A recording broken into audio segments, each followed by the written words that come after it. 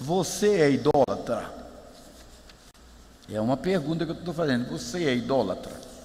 Talvez você diga assim: não, pastor, eu não sou idólatra, eu não reverencio nenhum tipo de imagem. E quem disse que idólatra é só aquele que reverencia a imagem? Você pode idolatrar sua mulher, você pode idolatrar seu pai, sua mãe, sua filha, seu filho. A decisão de Deus de pedir a Abraão que ele sacrificasse o seu filho não era somente para quebrar um paradigma cultural, porque Abraão saiu do politeísmo e todos os irmãos de Abraão sacrificavam os filhos, porque todos os deuses pediam sacrifício dos filhos.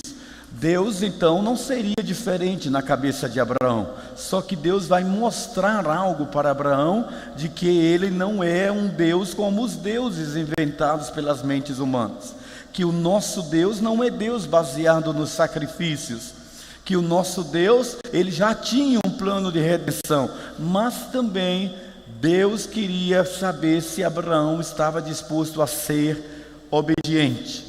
E obediência é sinônimo, sim, de honra, de lealdade, de fidelidade. Isso é obediência. Então, quando eu pergunto para você se você é idólatra, não pense a nível da religiosidade. Não pense assim: não, eu não sou idólatra, lá em casa não tem nenhum tipo de imagem. Não sei. Não é só isso que nós queremos falar, mas eu trabalhei a natureza real da idolatria aqui com vocês, e eu cheguei e quero continuar falando com vocês até o fascínio pela idolatria, aquilo que nós somos chamados a olharmos e dizermos assim: por que não? É possível, Deus é tolerante, Deus é amor. Se Deus é amor, Ele pode e permite que nós trilhemos caminhos que a nós pareçam toleráveis. Mas eu quero começar daqui. Deus não tolerará nenhuma forma de idolatria, nenhuma. O discurso de que Deus é amor não pode anular o princípio de que Ele não suporta que alguém tire a glória dele e transfira para outro.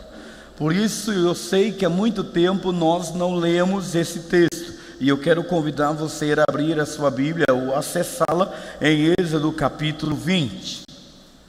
Êxodo capítulo 20.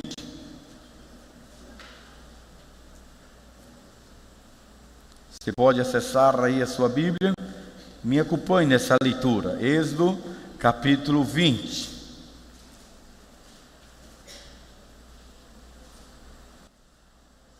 A minha versão, mas vou fazer a leitura da versão NVI, é uma versão que você conhece. Duro esse discurso, mas vamos lá. O que pode nos afastar da idolatria, do caminho da idolatria, e o que pode nos colocar dentro dele? E Deus falou todas estas palavras: eu sou o Senhor, o teu Deus, que te tirou do Egito, da terra da escravidão. Amém? Pense aqui no Egito como o mundão de onde você saiu, tá bem? Ele te tirou do mundão, da terra onde você era escravo dos desejos e dos prazeres. 3. Não terás outros deuses além de mim. Não farás para ti nenhum ídolo, nenhuma imagem de qualquer coisa no céu, na terra ou nas águas debaixo da terra.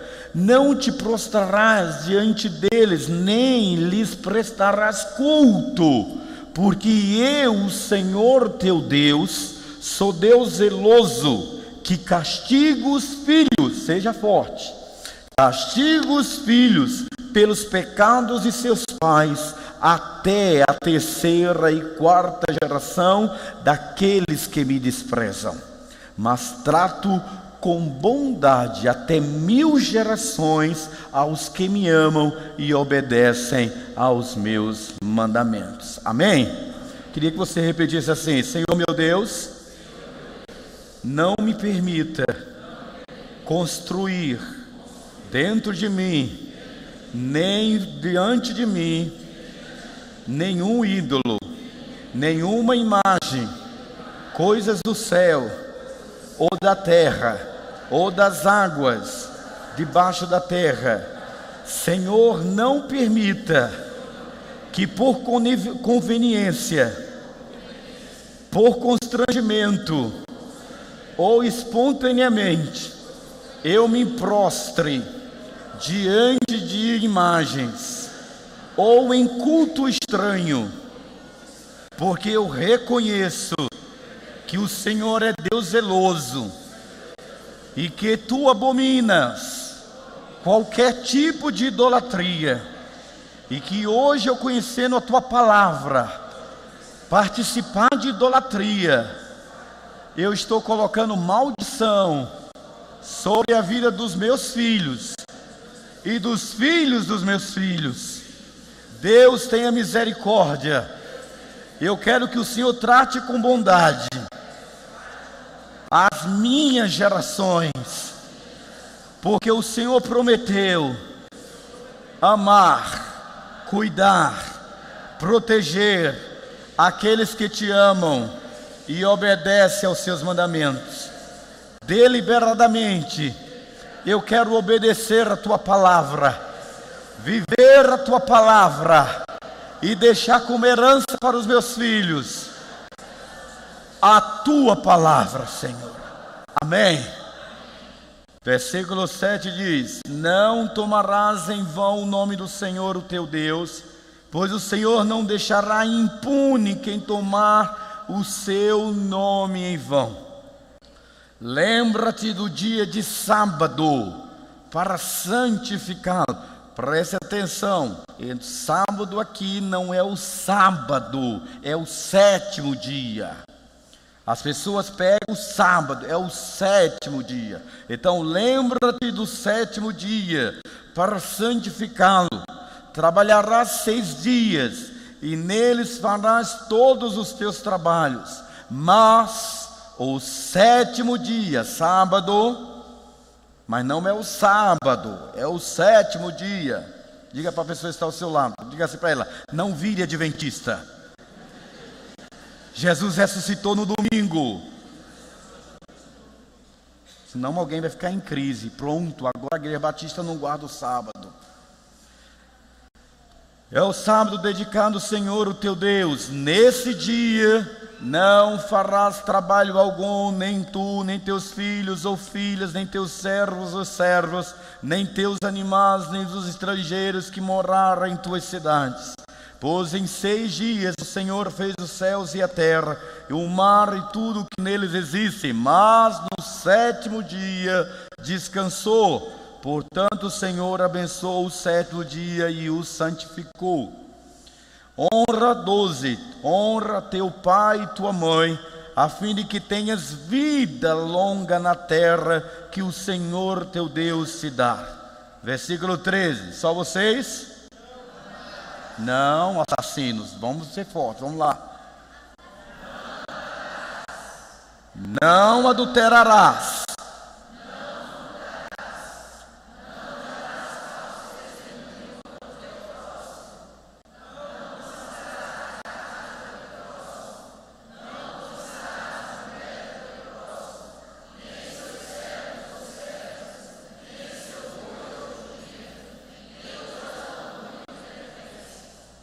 Pronto, nós só precisamos fazer isso aqui.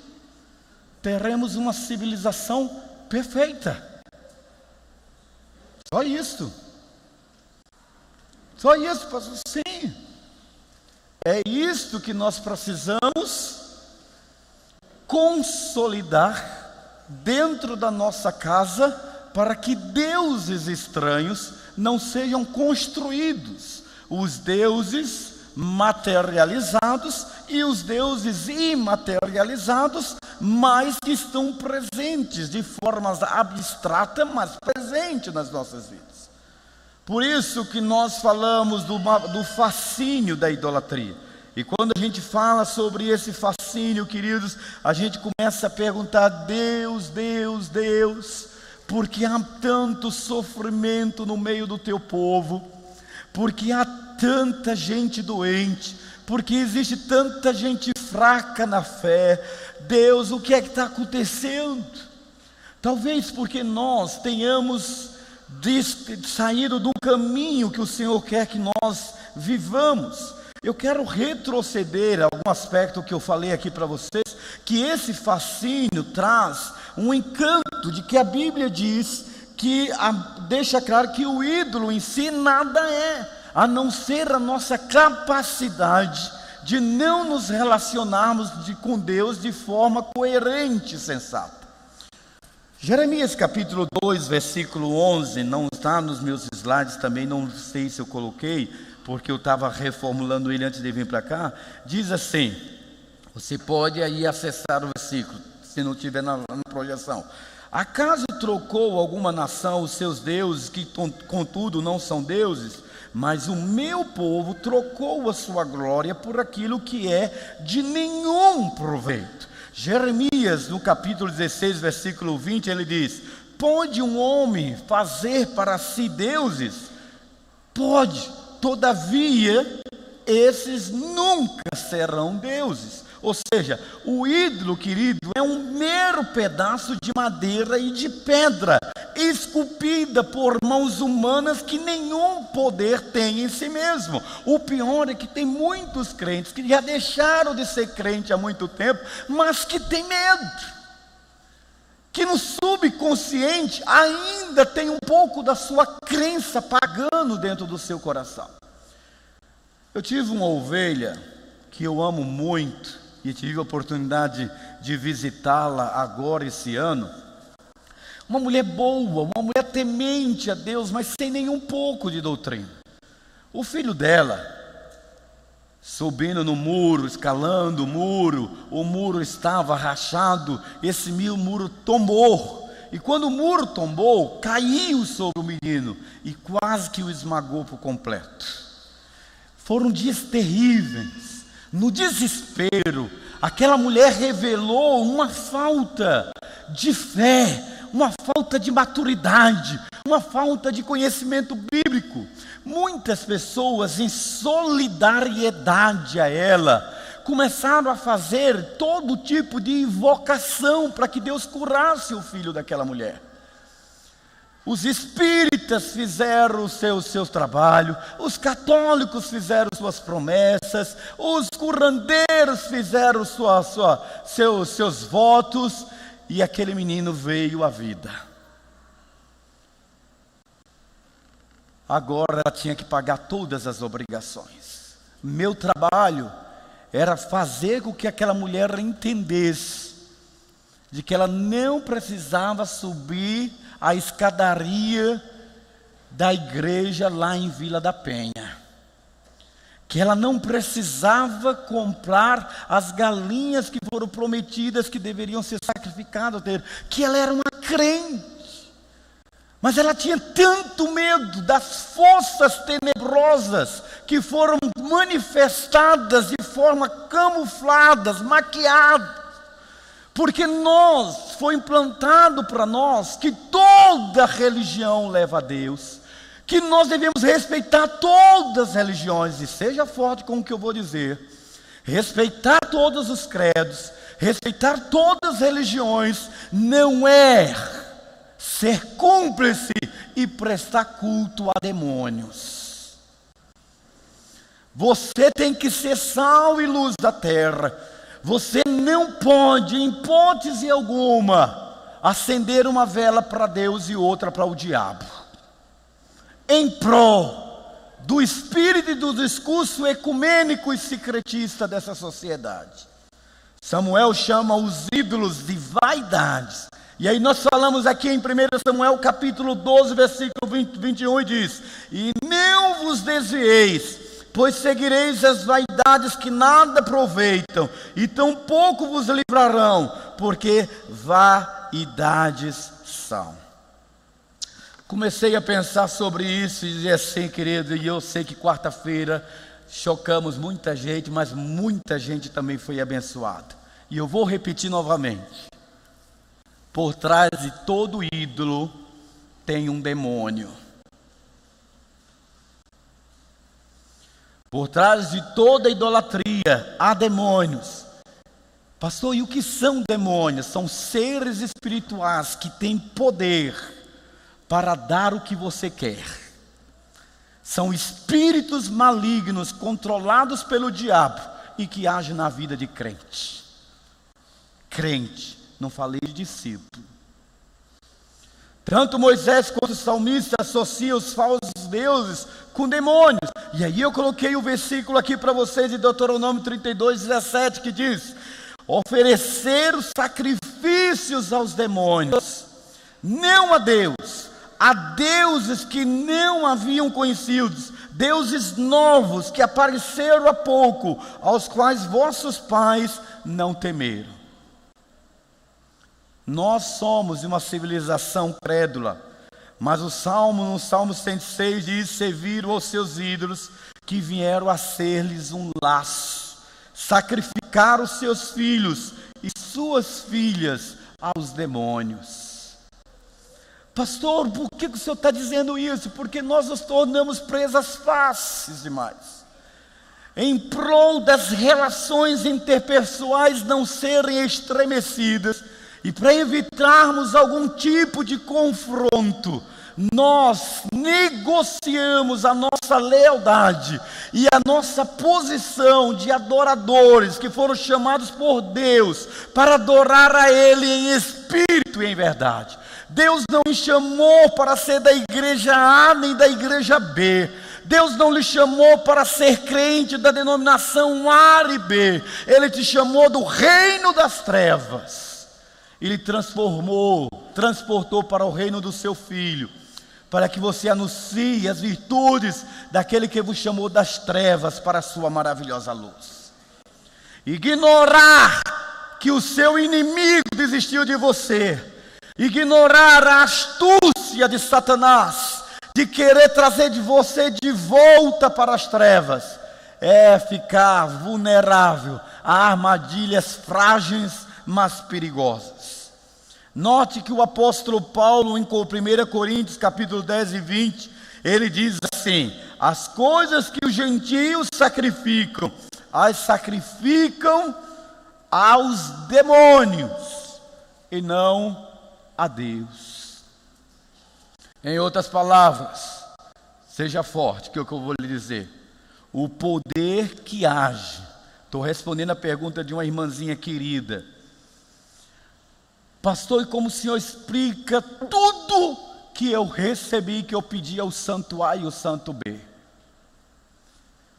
O poder que age por trás da idolatria é o dos demônios, os quais eles têm muito poder no mundo, e esse poder Deus não tirou deles. Se você ler Mateus capítulo 4, você vai ver claramente a ousadia, a petulância do inimigo contra você. Ele chega para Jesus e ousa dizer para Jesus: tudo isto é meu, e eu te darei se você prostrar me adorar. Se ele ousou desafiar, inquirir, tentar ao Rei dos Reis, o Senhor dos Senhores, imagine você, mera coisinha pecadora. O cristão sabe com certeza, e eu e você sabemos, que o poder de Jesus é maior do que todos os demônios. Agora olhe para mim. Por anos e anos, nós na Igreja Batista não podíamos falar sobre demônios. Não falávamos nada. 2 Coríntios capítulo 4, versículo 4 diz que o Deus desse século, abra aí sua Bíblia, quero que você abra lá. O Deus desse século cegou o entendimento. Abriu? Dá lá, aqui ó, para você ler comigo, vamos lá? O Deus dessa era cegou o entendimento dos descrentes, para que não veja a luz do Evangelho da glória de Cristo, que é a imagem de Deus. Aí você vai dizer, graças a Deus, que é dos descrentes. Você é burro. Deixa eu dizer uma coisa para você. Ele está falando para a igreja de Coríntios, porque o pior descrente é aquele que enxerga e não quer ver. É aquele que conhece a palavra de Deus, mas está encarcerado por uma sintologia, axiologia do mundo pós-moderno, onde a sua hermenêutica vernacular, sua hermenêutica popular, diz que ele estará habilitado, ele é doutor em interpretação bíblica, e o que ele interpreta está em coerência com o que ele crê. Enganoso é o coração mais do que todas as coisas. A Bíblia diz que sabemos que somos de Deus, 1 João capítulo 5, versículo 19. Sabemos que somos de Deus e que o mundo inteiro jaz no maligno. O mundo está sob o domínio das trevas. Pastor, mas eu aprendi que quem é de Deus, o maligno não toca. Ah, o maligno não toca? Então como é que você explica os namorados que transam antes do casamento? Como é que você explica o pingucinho dentro da igreja? Como é que você explica o adultério dentro da igreja? Como é que você explica o cara que está na dependência química e não consegue se libertar, está dentro da igreja? Como é que você explica todas as nuances de conflitos e guerras e pelejas e porfias que tem dentro da igreja? Você diz que esse espírito é o quê? Agora, eu tenho uma tese, seja forte, é que lá na igreja Assembleia de Deus, os demônios que chegam lá são os demônios que fizeram o Mobral, que fizeram a Ueja, né? É o Pilitrinha, a Maria Padilhazinha, o Exuzinho, ou a Pombagira. Os demônios de igrejas como esta, que os caras têm curso superior, eles também, desses demônios também fizeram obra, também fizeram católica, Oxford.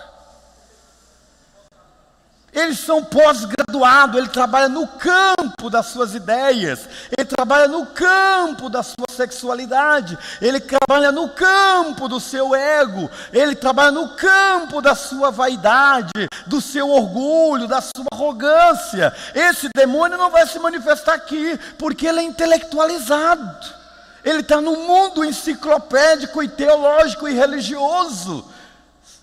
Sabe como é que Satanás sempre agiu nas igrejas históricas? Com o pecado e a divisão. Sempre. Tem um povo que mais se dividiu do que nós? Não tem. Mas Efésios capítulo 6, versículo 12, seja forte aí que eu quero que você já sabe esse versículo, né? Que é um dos meus preferidos, né? O pessoal diz que eu tenho toda a vocação para sair caçando demônio. Não, gente, eu não preciso caçar eles não, que eles estão o tempo todo atrás de mim. Efésios 6, 10. Pois não é contra a carne e o sangue que temos que lutar, mas sim contra principado. Você sabe o que é principado? Príncipes que tem um reino, que tem um feudo, contra as potestades, os poderes, contra os príncipes do mundo dessas trevas, contra as hostes espirituais das iniquidades nas regiões celestiais. Veja o que é que Hebreus capítulo 2, versículo 14 diz para você. Eu estou lendo esses textos, queridos, e estou dizendo assim, mas como que a gente perece por falta de conhecimento, né? Portanto, visto como os filhos são participantes comuns da carne e sangue, também que semelhantemente participou das mesmas coisas, para que pela morte derrotasse aquele que tinha o poder da morte, isto é, o diabo. Deixa eu dizer, queridos, o diabo tem poder para produzir falsos milagres. O diabo cura aleijados, o diabo dá cura a cegos, o diabo cura de câncer, o diabo restitui células degenerativas. O diabo pode fazer qualquer coisa. Sinais e maravilhas de mentira é a especialidade de Satanás. Quando eu era jovem, tem uma irmã que fica irada quando eu digo isso. Quando eu era jovem, eu fui numa vigília do poder. Já foi numa vigília do poder? Eu sei que aqui nós temos umas canelinhas de fogo, né? Tem sim, escondido aí, mas tem isso. Então, eu fui numa vigília na ilha Barra dos Coqueiros. É uma ilha que tem na minha terra, depois de Aracaju, atravessa a barca e vai para lá. Numa congregaçãozinha. Ia para lá, estava com muita fome, muita sede de Deus. Eu queria tanto Deus na minha vida, tanto, mas eu queria poder para desafiar o diabo. E eu atravessei, e a vigília começou, e o poder começou a cair. Era mistério para tudo que é lado, era o rio para lá, o rio para cá, o mistério santo. Eu sei que eu lembro todas as musiquinhas daquela época. Põe um anjo ali, põe um outro lá, põe um lá na porta e o outro no altar. Manda fogo meu Senhor. Olha! Poder, gente. Aí de repente subiu uma senhora lá e ela começou a profetizar. E ela tinha recado para lá. E tinha uma moçazinha que era manca, do pezinho torto, e ela foi lá e a mulher entortou, desentortou o pé, e pegando fogo. Mas eu tinha uma irmã que estava ao meu lado, Lourdes Fagundes, minha mãe na fé. Ela não dava glória, ela não estava, tinha alguma coisa de errado. Eu não sabia o que era, porque eu estava gostando daquilo tudo, e ela estava só aqui. E 1h da manhã, e o fogo caindo, e a profetisa lá no púlpito, e dá lá, e parecia uma sessão de Xangô, né? E saia para lá, saia para cá, e de repente minha mãe na fé dá um pulo da cadeira. E eu não sei, seja forte com o que eu estou revelando para você, tá bom? Ela sai como soldado direto para o púlpito.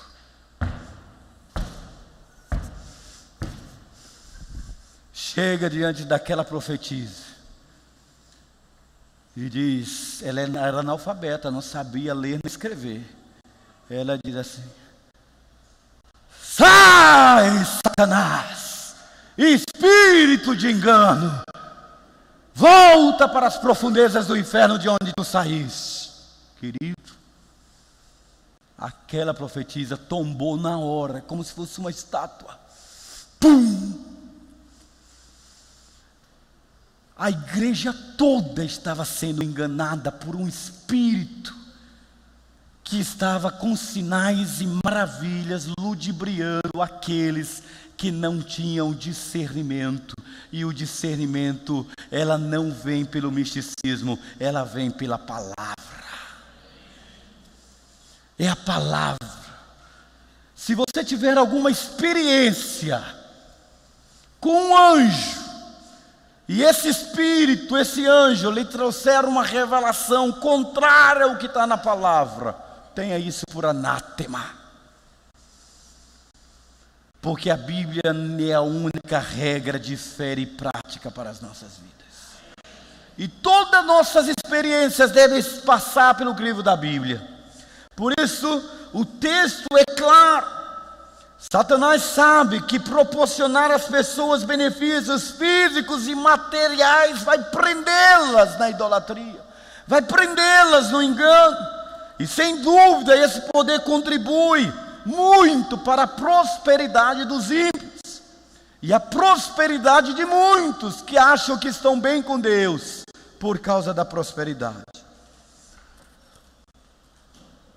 Quando nós trabalhamos esse conceito com os irmãos, dissemos então que Deus não tolerará nenhuma forma de idolatria. Nos 10 mandamentos, os 2 primeiros mandamentos que nós lemos são contrários diretamente à adoração a qualquer Deus que não seja o Deus de Israel. Deixa eu dizer uma coisa para você. Deus exige de mim e de você exclusividade. Amém? Você é do Senhor. Deus tem ciúmes de você. É essa a realidade. Por isso o texto que nós lemos diz: não terás outros deuses diante de mim, não farás para ti imagem esculpida, nem figura alguma do que há em cima do céu, nem embaixo da terra, nem águas debaixo da terra, não te encurvarás diante delas. A ordem foi repetida por Deus várias vezes na palavra, e quando nós nos deparamos com isso, dizemos que é vinculado, ou seja, essa proibição está vinculada à proibição de servir a outros deuses. Havia a ordem de destruir todos os ídolos e quebrar as imagens das nações pagãs. Era uma palavra que Deus estava dando para a nação de Israel. Quando nós chegamos nessa igreja, Deus começou a fazer um mover enorme na Cibata. Em poucos meses, eu não sei porquê, em poucos meses, nós tínhamos quase o dobro da frequência que nós chegamos aqui. Era um movimento de pessoas vindo para esta igreja. Se converteu uma família nessa igreja. A mãe foi tomada de câncer, a moça muito bonita, o irmão viciado em drogas, mas a igreja foi para dentro, os pequenos grupos, coisa linda. E a mãe disse: pastor, a minha casa só terá jeito se o senhor fizer um estudo lá. Eu caí nessa, fui lá fazer estudo, e quando nós começamos a fazer estudo bíblico, chegamos numa parte, ou eu não tive sabedoria, ou eles não estavam preparados. Esta parte, que eles tinham que lançar fora todos os deuses que eles tinham dentro de casa. Eu fui dando estudo bíblico para eles, mas eles não conseguiam abrir mão dos deuses. Enfim, eles não se firmaram, não se firmou a mãe, não se firmou o garoto, não se firmou a filha, porque a idolatria é algo que Deus abomina. E é por isso que eu quero chegar para vocês e deparar com um texto que para nós é o que a Bíblia diz. A idolatria, ela manifesta-se de várias formas nos dias atuais. Aparece abertamente. Nós aprendemos a conviver com a idolatria. Nós aprendemos a viver com o horóscopo. Nós aprendemos a viver com a quiromancia, nós aprendemos a viver com a adivinhação, nós aprendemos a viver com a sorte. Toda forma de ocultismo nós aceitamos dentro da nossa casa. A idolatria está presente sempre que as pessoas dão lugar à cobiça e ao materialismo, ao invés de confiar somente em Deus. Uma das passagens que eu mais amo na palavra de Deus é a passagem de Naamã. Quando Naamã ele é curado e ele reconhece que Deus é Deus, ele sabe que ele é um funcionário público de uma sociedade pagã e idólatra. E ele se curva diante do profeta e diz: profeta, eu estou levando aqui a terra de Israel, porque o teu servo tem que acompanhar o rei. E quando o rei entrar dentro da sala do Deus Dagon, eu não vou me curvar diante dele. A idolatria ela corre dentro da igreja, quando seus membros acreditam que a um só tempo eles podem servir a Deus, desfrutar da experiência da salvação e as bênçãos divinas, e também pode participar das práticas imorais e ímpias do mundo. Você entendeu? Nós não podemos negociar. Pode soltar para mim, por favor, essa parte? Vamos lá.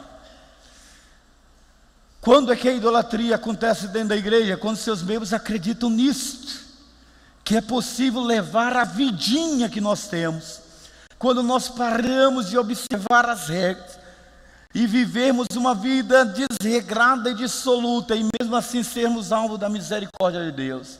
Ontem eu fiquei tarde ali conversando com o irmão, e aí ele estava tentando me convencer de algumas coisas, e eu resistente.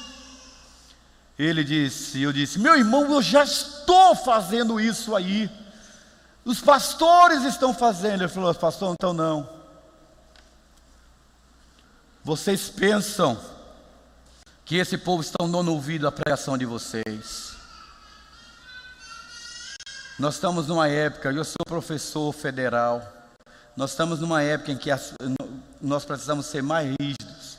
Quem é o cara que está na linha de frente dentro da Cibapa?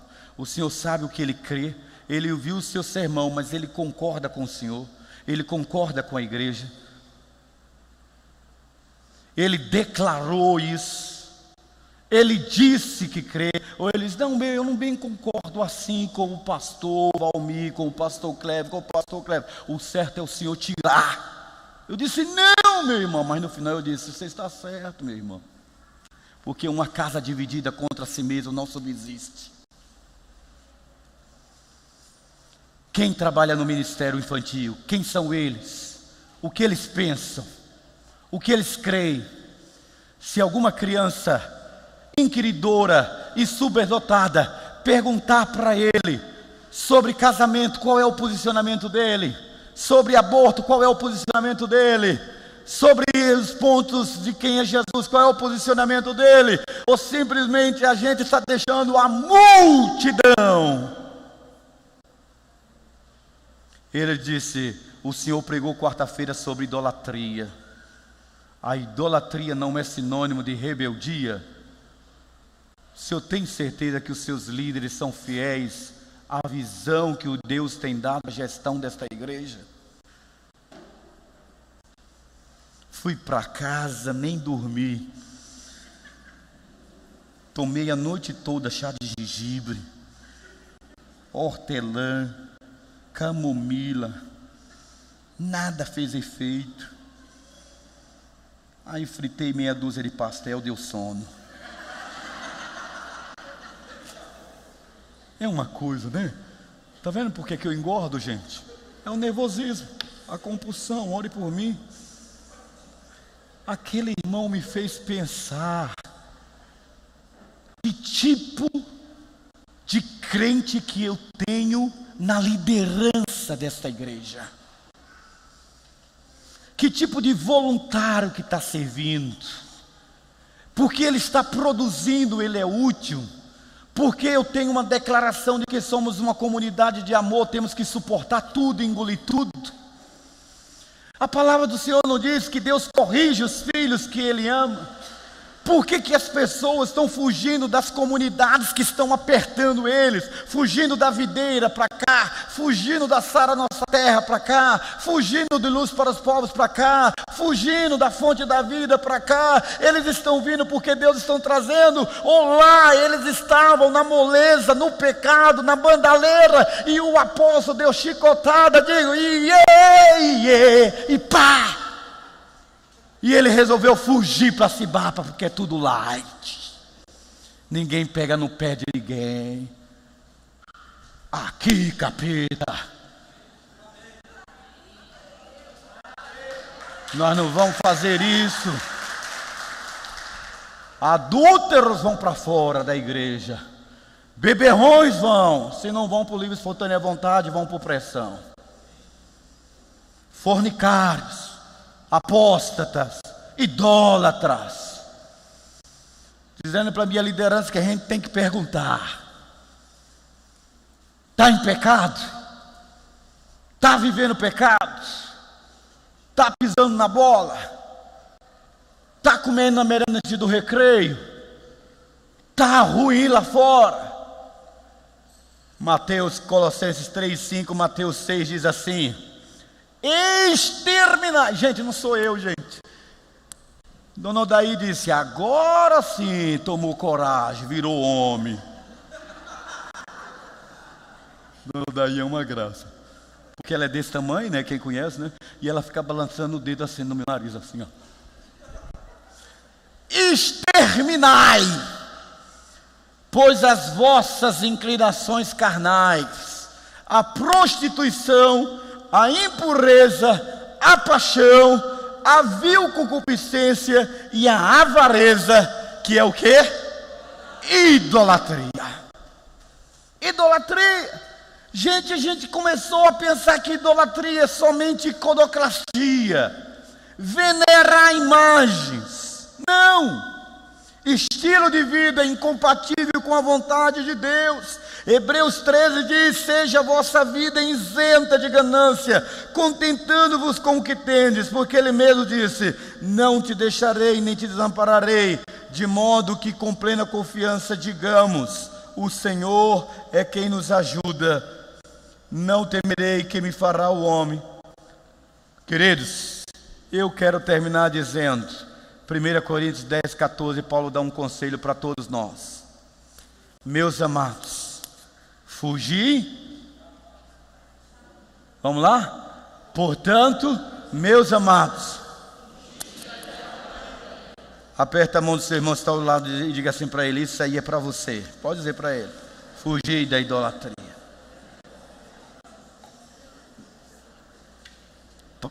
João diz: guardai-vos dos ídolos. E eu quero reforçar a advertência, enfatizando a declaração daqueles que praticam qualquer forma de idolatria. Se você pratica qualquer tipo de idolatria, a Bíblia diz que não herdará o reino de Deus. Por isso, gosto do capítulo de Gálatas 5, 20 e 21, e eu quero terminar lendo com vocês. Vamos lá juntos? Vamos ficar em pé e vamos ler isso aqui? Vamos lá? Vamos lá juntos? A idolatria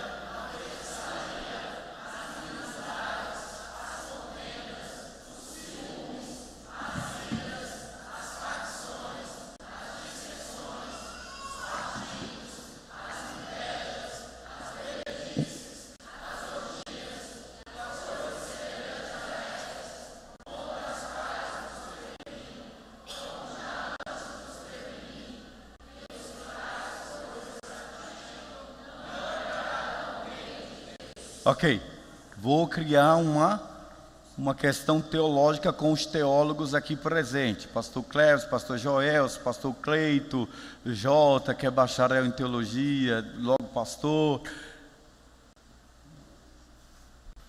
Põe lá e sejam fortes.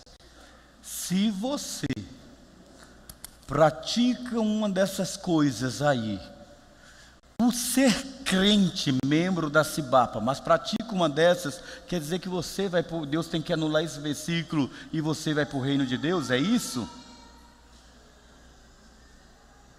É isso? Porque a doutrina batista diz que uma vez salvo, salvo para sempre. Você frequenta esta igreja ou qualquer outra igreja, pratica um desses trem, e você acha que você pratica um desses temas, frequenta a igreja e é batizado, é crente, quer dizer que Deus tem que anular isso, você vai para o reino de Deus? Oxalá você entenda que a igreja, ela é formada de joio e trigo, e é você que decide se você é joio e você é trigo. Porque nisto conhecereis que sois meus discípulos, pelos frutos, não é pelo discurso, pela vida e não pela fé. Pela fé eu sou salvo, mas pela vida eu mostro que sou um salvo. Pastor, o senhor tem que ver que tem gente que tem fraqueza de caráter. Eu luto contra a mentira, eu luto contra a bebedeira, eu luto contra a prostituição, eu luto contra a vontade de matar. Tenho uma vontade de beber sangue doida. Não sou diferente de você, não olhe para mim como super crente. Ok? Só nunca traí minha esposa, porque eu tenho um bom casamento e eu conto tudo para ela. Ela tem a minha senha do meu Facebook, a senha do meu WhatsApp, a senha do meu iPad, a senha do meu computador. Ela sabe quanto eu gasto, porque a nossa conta é conjunta. Eu faço de tudo para me manter íntegro, mas eu sou homem igual a você. Então eu luto contra a minha natureza o tempo todo. Eu luto para dar o dízimo, eu luto para não tomar minha caipivódica, que eu ainda chamo de minha, mas ela tem que ser de quem quer. Eu luto contra tudo que é peculiar a uma natureza que era caída. Então não se justifique na sua fraqueza, dizendo que isso aí é porque você é fraco. O poder de Deus se aperfeiçoa na sua fraqueza. O que você precisa é tomar uma decisão ao lado de Jesus, de verdade. Constituir um discipulador sobre a sua vida. Alguém que você queira falar a verdade, orar e caminhar com você. É isso que Deus quer. E nessa noite você precisa tomar um compromisso com Deus e parar de ser o Zezinho que vai pelas igrejas, que tem altos e baixos. Deus é só o escudo, Ele dá graça e glória, e bem nenhum sonega os que decidem andar na sua presença.